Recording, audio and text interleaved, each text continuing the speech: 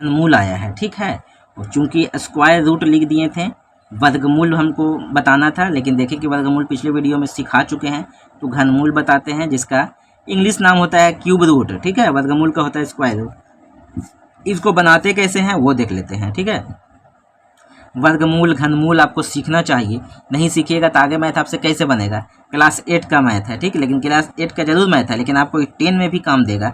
ये basic math है, ये 8वां 9वां से मतलब नहीं है, आपको आना चाहिए। तो कैसे बनाते हैं घनमूल? घनमूल का मतलब पहले समझ लीजिए, रूट का मतलब भी पहले समझ लीजिए।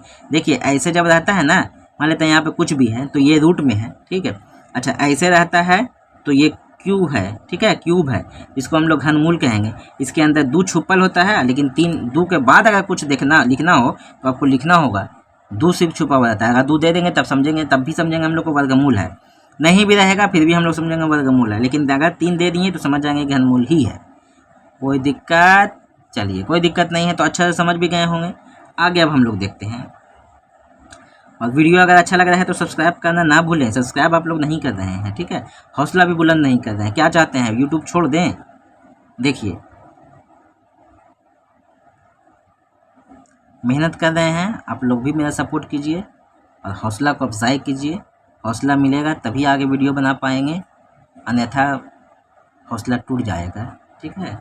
तो कृपया हौसला बनाए रखें और आप लोग अपना भी हौसला बनाएं। जो बच्चा लोग नहीं सीखा हुआ है, एक दूसरे हम लोग मिलजुल के सब आगे निकलेंगे, ठीक है। आप लोग मेहनत करते रहिए, आप लोग भी सीखते रहिए, और हमारा कब हौसला बढ़ेगा? जब आप लोग सब्सक्राइब कीजिएगा। बताइए अभी तक 91 ही सब्सक्राइब है, अब तक तो 900 कम से कम सब्सक्राइब होना चाहिए। चलिए ठीक है, देखते हैं। तो सबसे पहले हम लोग 2 से लगाएंगे, चूँकि लास्ट में जब सम संख्या होता है तो 2 से लगाएंगे। याद रखिएगा, सम संख्या रहेगा तो 2 से लगाएंगे, ठीक है। अच्छा 0 भी रहेगा फिर भी 2 से लगाएंगे।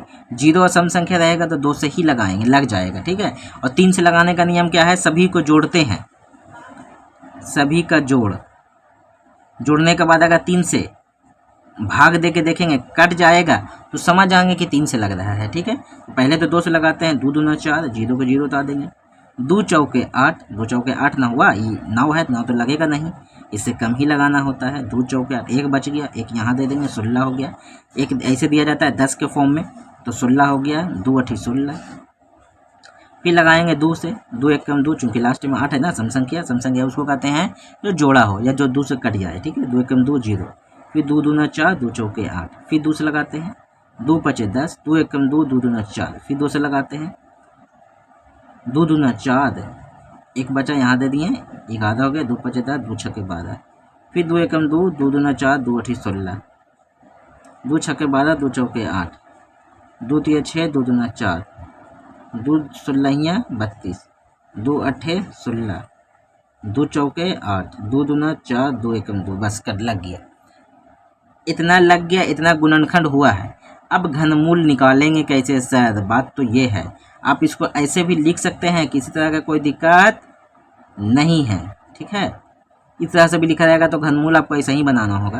3 का जोड़ा लगाएंगे, लगा दिए 3 का जोड़ा, 1 निकल गया, फिर 3 का जोड़ा लगाएं, 1 ठो निकल गया सर, फिर 3 का जोड़ा लगाएं, 1 ठो निकल गया सर, फिर 3 का जोड़ा लगाएं, 1 ठो निकल गया सर, ठीक है। यानी इतना घनमूल आ गया। 2 दूना 4, दूना 8, दूना 16, 16 इसका हो गया घनमूल।